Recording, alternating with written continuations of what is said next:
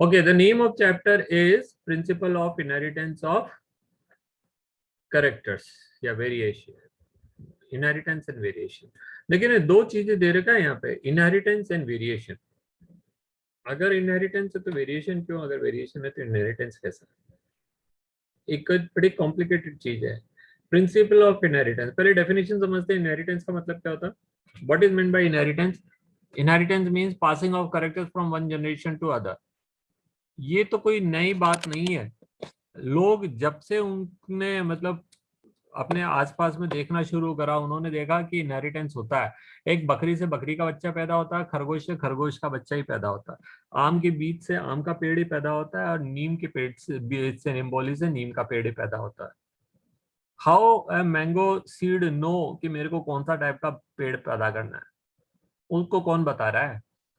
Who is telling कि भैया which cell, which type of plant, which type of leaf, which type of flower, which type of fruits, which type of root, which type of stem, what type of barks they had to produce. People were always right from that time. आप मान लीजिए जमीन में जब से इंसान की पैदाइश हुई थी, कितने हजारों लाखों साल पहले, तब से ही लोगों के अंदर ये, मैं ये कह सकता हूं कि one of the oldest science है ये. What is the oldest science? आपके हिसाब से ओल्डेस्ट साइंस क्या रहा होगा? आपके हिसाब से आपकी जिंदगी में सबसे पहली कौन सी चीज आपने ऑब्जर्व करी? एक बच्चा अपनी माँ को ही ऑब्जर्व करता है सबसे पहले. माँ की खुशबू सूंघता है, माँ के शरीर का स्पर्श देखता है, माँ के शरीर को फील करता है ना? तो सबसे पहली जो चीज है वो मॉर्फोलॉजी. हम किसी भी चीज को बाहर बाहर से देखते हैं, उसको देख करके वो पता पड़ता है कि भैया ये बकरी है, ये कुत्ता है, ये बिल्ली है, ये आम है, ये नीम का पेड़ है ना?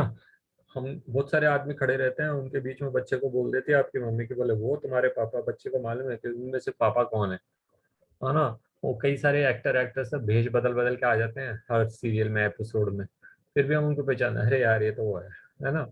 कई बार शक्ल नहीं दिख रही होती है तो आवाज से, कई बार आवाज नहीं है तो चाल से, कई चाल नहीं तो कुछ और तरीके से, हाइट वाइट से हम पता कर लेते. तो very first thing we study morphology. Morphology तो जरूरी है, बिना मॉर्फोलॉजी के तो हम किसी भी चीज को जानेंगे नहीं. अगर कोई पड़ोस में कोई कार लिया है तो हम क्या देखेंगे सबसे पहले? What is the thing which we observe first thing? Morphology. हमको थोड़ी पता है कि भैया वो कीमत क्या होगी और उसके अंदर फंक्शन क्या है और उसका इंजन कितने पावर का है, वो सब बात की बातें हैं. वो तब तक आप नहीं पता कर पाओगे जब तक आपको ये पता नहीं होगा कि उसकी मॉर्फोलॉजी के हिसाब से ये कौन सा ब्रांड है. So a brand, a species, a variety, a kind, or a thing which you identify is because of the study of external appearance. That is morphology. तो morphology सबसे पुरानी साइंस है. हम लोगों के लिए भी सबसे पुरानी साइंस है. अगर हमारी जिंदगी में कोई भी चीज सबसे पहली थी वो तो मॉर्फोलॉजी थी. उसके बाद वो हम उस जमाने की बात करते हैं जब इलेक्ट्रिसिटी नहीं थी, जब लाइट के बारे में कुछ ज्यादा नहीं जानता था आदमी, दिन और रात के बारे में, भूगोल तो उसको अपना एरिया जान ले वो बड़ी बात है. तो ज्योग्राफी कुछ नहीं पता था, हिस्ट्री विस्ट्री कोई किताबें विताबें नहीं है, पुरानी कहानियां कह दें वही है. तो कहानी कहने के लिए आदमी को थोड़ा समझदार तो होना पड़ता है.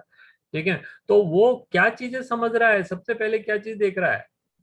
एक 3 साल का बच्चा, 4 साल का बच्चा भी देख रहा है कि भैया ये बकरी ने बच्चा दिया, बकरी के जैसे दिख रहा है ना? तो वो चीज तो वो सबसे पहले नोट करने वाली एक आइडियाज में से एक है. Inheritance is one of the oldest science. जब physics, chemistry, history, geography, mathematics और किसी और साइंस ने जन्म भी नहीं लिया था.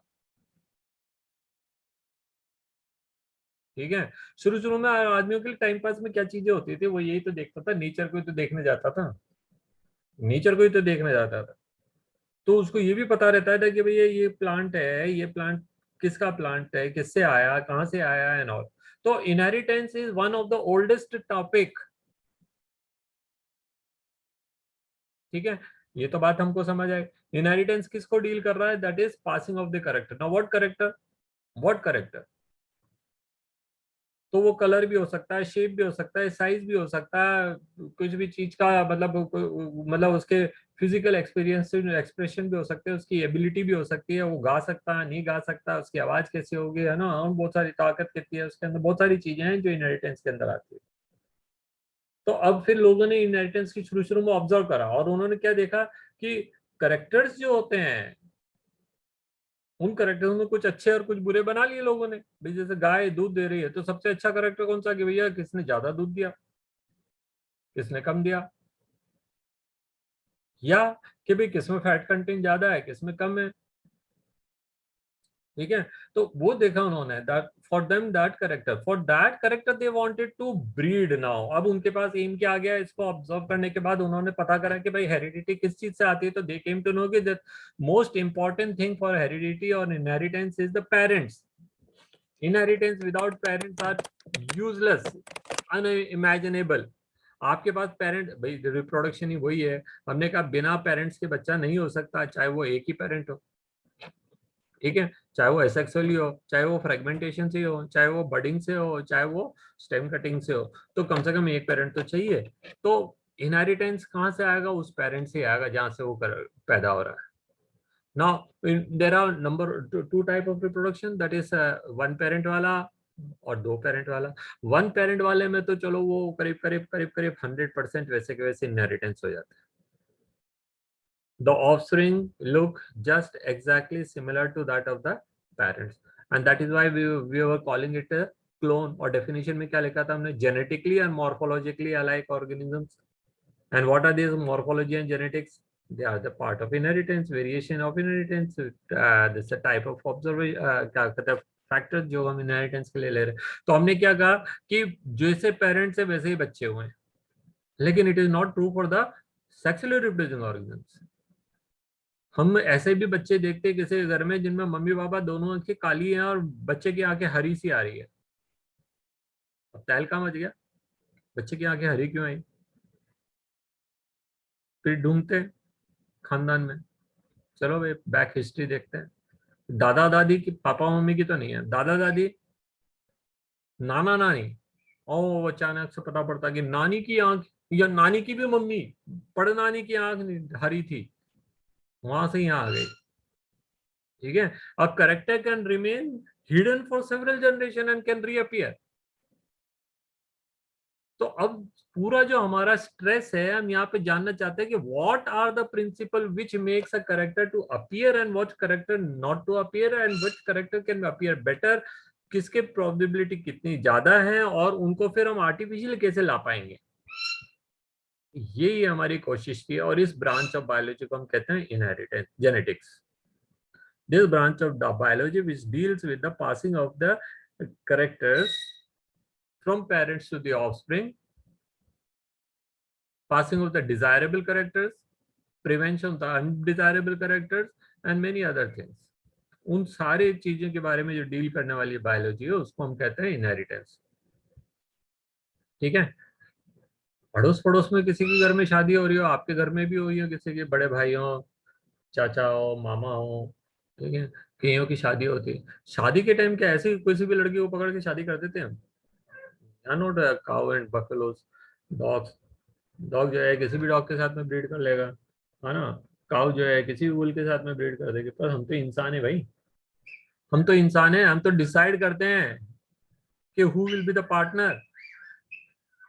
मोनोगेमी है इंसान के अंदर, मोनोगेमी मतलब एक ही के साथ रहना जिंदगी भर। तो उसके लिए उसको पार्टनर, तो पार्टनर कैसे डिसाइड करते हैं?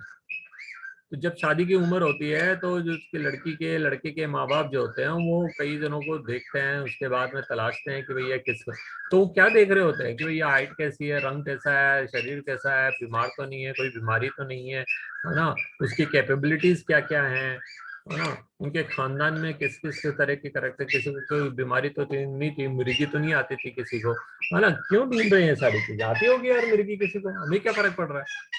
अगर उसके खानदान में उसके चाचा को मिर्गी आती है तो मुझे क्या फर्क पड़ रहा? पड़ता है भैया, पड़ता है। इसका मतलब ये चीज जो है वो हमारे भी किसी बच्चे में जा सकती है आगे। तो people avoid those type of characters. उन लोगों से रिश्ता लेने पे लोगों को डर लगता है। ठीक है, तो जब जब शादी की बातें चलती है, अब ऑप्शन नहीं है तो वो बात अलग है, या किसी और कारण से किसी ने मजबूरी में कर ली है, किसी का इतना स्ट्रॉन्ग अफेक्शन है, लव है, कि वो उसने कह दिया कि भैया पापा मैं तो करूंगा तो इससे ही करूंगा, या करूंगी तो इससे करूंगी, नहीं तो नई शादी नहीं करूंगी, जिंदगी में कुंवारा हो तो भी तोतले से भी कर ले भाई, कौन मना कर रहा। है ना, दूसरे किसी जेनेटिक डिजीज वाले से भी कर ले, कौन मना कर सकता है। तो there are possible, but then हमको मालूम है कि there are certain character which passes and हो सकते हैं, है ना। इसी चैप्टर के अंदर हम सारी चीजों को डील करेंगे कि कई बार जो है खानदान में जान के या अनजाने में जेनेटिक डिजीज वालों से शादी हो जाती है। अब शादी होगी तो होगी, थोड़ी थोड़ी देगा, तलाक थोड़ी दे देगा, बोले तो मैं दे सकता है, लीगली राइट है उसके पास में कि भाई जेनेटिक डिजीज वाले जो है उनसे वो पीछे छुड़ा सकता है। लेकिन एक अटैचमेंट भी तो है, एक इमोशनल अटैचमेंट भी तो है। तो वो ऐसे थोड़ी है कि हर आदमी जो है तलाक देता फिरेगा। तो वो काउंसलिंग करते हैं, काउंसलिंग करने के बाद मालूम पड़ता है कि भैया there are a probability, there is a possibility कि भैया आपके कुछ बच्चे जो हैं वो सफर करने वाले हों, कुछ बच्चे नॉर्मल हो जाए।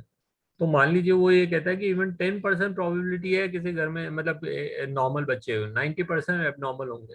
तो हमारे पास एमनियोसेंटेसिस का तरीका है, ठीक है। हमारे पास आर्टिफिशियल इंसेमिनेशन, मतलब वो जितने भी तरीका भी एआरटी के हमने पढ़े, ऐसे कपल एआरटी में से कोई तरीका भी तो यूज कर सकते हैं।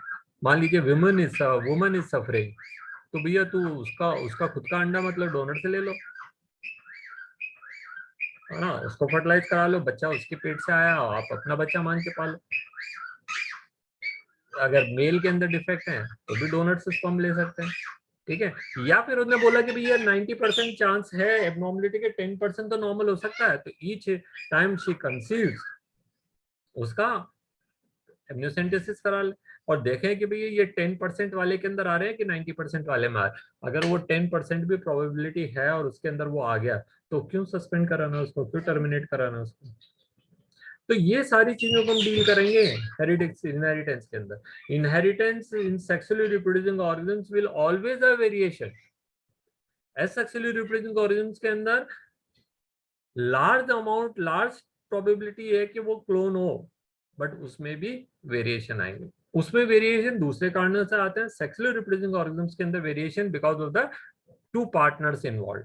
तो टू टाइप्स ऑफ गैमेट्स में भी थे। नाउ द गैमेट्स जो हैं, जो मेल के अंदर गैमेट है, वो उसके अंदर उसके पापा और उसके मम्मी से आए, उसने थोड़ी बनाया खुद के gamete. If I produce gamete तो मैंने खुद से थोड़ी बनाया, वो मेरे में मेरे फादर से और मेरे मदर से है, उनके अंदर उनके फादर और उनके मदर से है, उनमें उनके फादर और उनकी मदर से है, तो वहीं से तो चलते आ रहे हैं, कॉपी तो होते आ रहे हैं, कॉपी तो होते आ रहे हैं बस। तो अब क्या क्या मतलब, there is what is happening in that each time there is independent assortment, there is a crossing over, there is random fertilization, और वो जो है डिसाइड करेंगे कि किस तरह का बच्चा होगा, ठीक है। तो यहाँ ये चीजें समझ आएगी, तो इससे काफी कुछ फायदा हुआ आज। चलिए, हमने ये कहा कि भाई अगर अगर हम अपने हिंदू सिस्टम की बात करते हैं, तो भी आप ये देखिए कि हमारे यहाँ पे जो है, मतलब परिवार तो छोड़ो, गोत्र में भी शादी नहीं होती, ठीक है। सेम गोत्र में भी शादी नहीं होती। तो क्यों नहीं होती है? क्योंकि उनको पता था हेरिडिटी के बारे में, उनको पता था। किसी जमाने में इंडिया की साइंस बहुत अच्छी डेवलप थी, नो डाउट।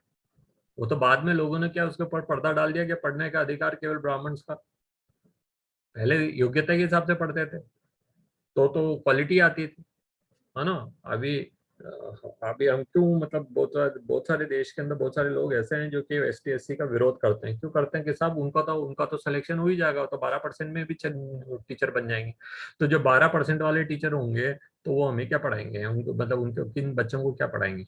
तो आपने एक तरह से उसको एश्योरेंस दे दिया, वेदर यू स्टडी और not study you will get job. यही तो पहले हुआ है। पहले पहले विद्या मतलब जो जो ज्ञान देने का हक था वो उनको था, जो जो अपना जो फील करते थे कि हाँ भाई मैं तो मतलब टीचर बनूंगा, और मैं तो योद्धा बनूंगा, और मुझे सफाई पसंद है मैं तो सफाई करूंगा, मुझे तो चमड़े का काम करना पसंद है मैं तो चमार बनूंगा।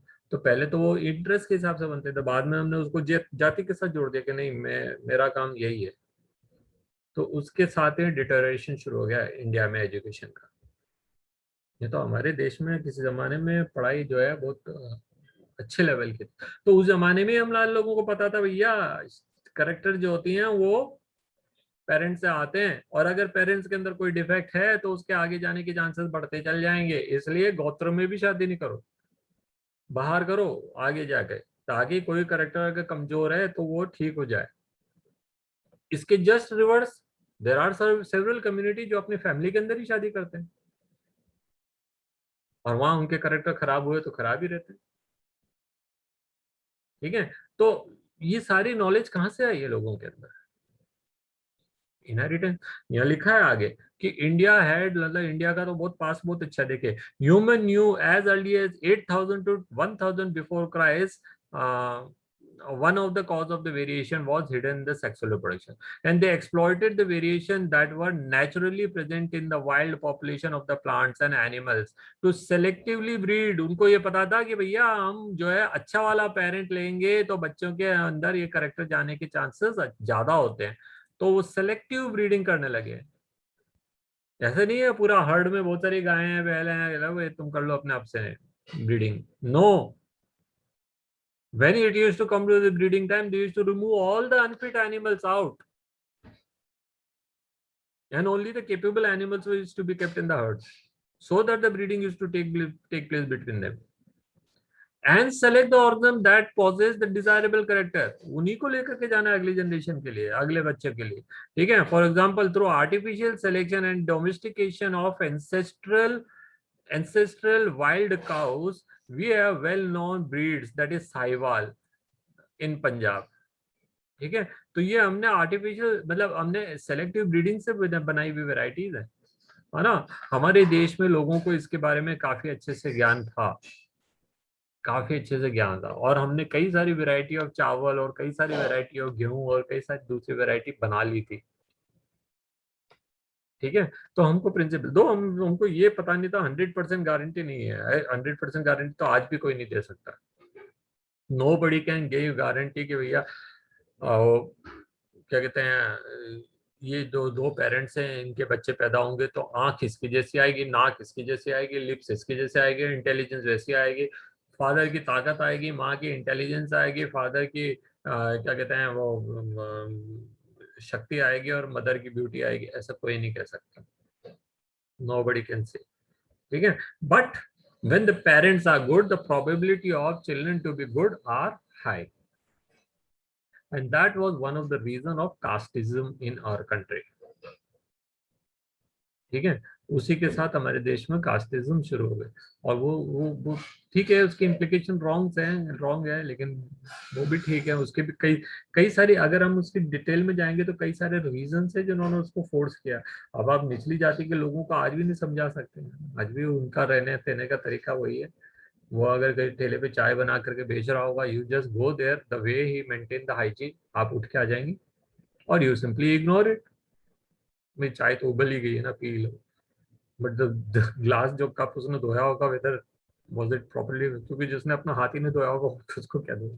चलिए, तो वो हाइजीन का लेवल और बहुत बहुत सारी प्रैक्टिसेस जो हैं that is not followed, and that was number of such reasons, है ना। मैंने आपको पिछली क्लास में जब बताया था, जब मैंने कुएं पे पानी भरते हुए समय लोगों के लिए बताया था, मैंने कहा कि जो जिनको पता ही नहीं, जिनको आप समझा ही नहीं सकते कि what is the use of hygiene, वो क्या करेंगे, वो बाल्टी धोई और उसी को लेकर, आई वॉज इन विलेज, मेरे को पता है, लोग बाग टॉयलेट्स तो होते ही नहीं है गाँव में, मतलब कम से कम मेरे टाइम में तो नहीं थे। दे यूज्ड टू गो, हमारे घर के पीछे बड़ा सा पहाड़ था, people used to go there, आते हुए वहीं से मिट्टी उठाई और उससे जैसे मांझ लिया, हो गया साहब उनका लोटा साफ। हाथ गंदा है, जिस जगह की मिट्टी उतारे में पता नहीं है कल वहां पे कोई बैठा था क्या, कोई जानवर ने कुछ किया था क्या, है ना। मिट्टी से कोई बर्तन धो सकता है? That is hygienic level. Can you expect to have something in their home?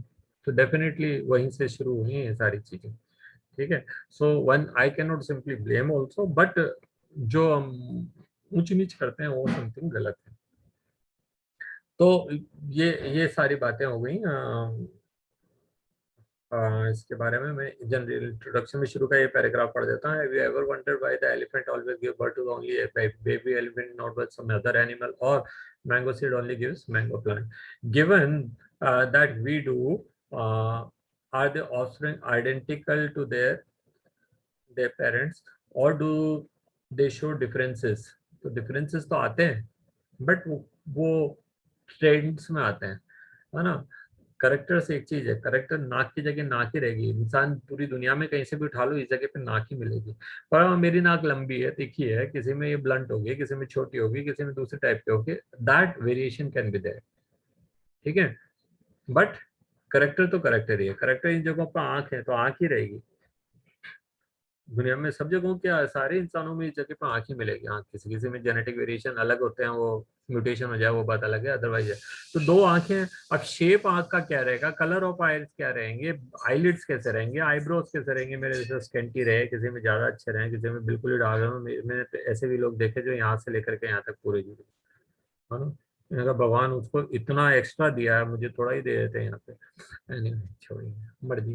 तो क्या कह रहे हैं कि मतलब वेरिएशन जो है वो करेक्टर के वेरिएशन होते हैं, उसको हम क्या कहते हैं, हम उनको ट्रेड्स कहते हैं। तो ट्रेड्स जो है वो अलग हो सकते हैं, करेक्टर जो है वो तो उसी जगह पे रहेंगे। Have you ever wonder why sibling of some time look so much similar to one another, because they are monozygotic, उनका जेनेटिक मेकअप एक जैसा ही है, वो क्लोन्स है, और sometimes so different because they are fraternal, दो अलग अलग अंडों से बने अलग अलग स्पर्म के फर्टिलाइजेशन से। ठीक है, these are several related questions that we deal with scientifically in branch of biology that is known as genetics.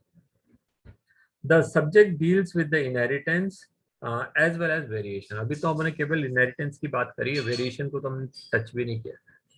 Now the question is, चलिए हम ऐसे पूछते हैं कि संसार में शुरू शुरू के दो इंसान जो थे वो एडम एंड ईव, मैं ऐसा मान रहा हूँ, बहुत कॉमनली हम ऐसे बोलते हैं एडम एंड ईव।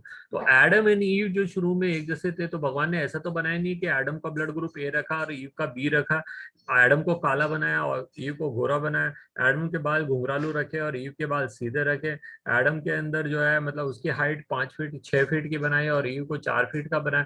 देन फिर दुनिया में इतने वेरिएशन कहाँ से आए। अब initially when the both the parents were just alike, they were just alike, बस ओनली डिफरेंस था वो सेक्स में था कि एक मेल था और एक फीमेल था, तो फिर इतने सारे वेरिएशन कहां से आए। तो variation are not only cause by क्या कहते हैं इन इनहेरिटेंस, मतलब वो क्या कहते हैं सेक्सुअल रिप्रोडक्शन, बट उसका और भी कारण है, वो म्यूटेशन भी है। तो वो सब मिल करके जो है आगे से आगे लेकर के जाते हैं करेक्टर्स को, है ना। तो कभी सोचिए बैठ करके, जब आप सोचते हैं कभी कभी आपके पास बोले ऐसा कैसा होता है, ऐसे सोचने वाले दार्शनिक बन गए और उन्होंने बहुत सारी चीजें लिख दी। तो आप भी सोच सकते हैं, सोचने में क्या। आज सुबह मेरे को किसी ने एक वीडियो भेजा कि साहब वो वायरस जो होते हैं वो, उनको अगर आपको पनपने से रोकना है तो ग्लूकोज की डाइट बंद कर देनी पड़ेगी, क्योंकि ग्लूकोज में ही पनपता। बात बात लिए ठीक है, वायरस सारे ग्लूकोज में या कोई से भी पैथोजन, वायरस क्या खाता है यार, कौन समझाया, वो डॉक्टर है वो, है? तो मेरे को बड़ा गुस्सा भी आया, फिर मैंने कहा छोड़ो नहीं यार, अब ये देश है, व्हाट्सएप में कोई कुछ भी कहता है, मेरे को भी भेज दिए, मतलब ये कोई ये भी नहीं पता यार कि किससे पंगा लेना जबरदस्ती। मैंने को लिखने में इसलिए रेस्पेक्ट कर दिया वो, क्योंकि वो मेरा स्टूडेंट था और आज वो डॉक्टर है, पर उसने किसी और की वीडियो फॉरवर्ड करी। तो मैंने कहा छोड़ यार। बट आप ये मान सकते वायरस खाता है क्या कुछ, वायरस इज नॉट बैक्टीरियल होता तो मैं एक बार मानता, हाँ भाई तुम बिल्कुल सही कह रहे हो,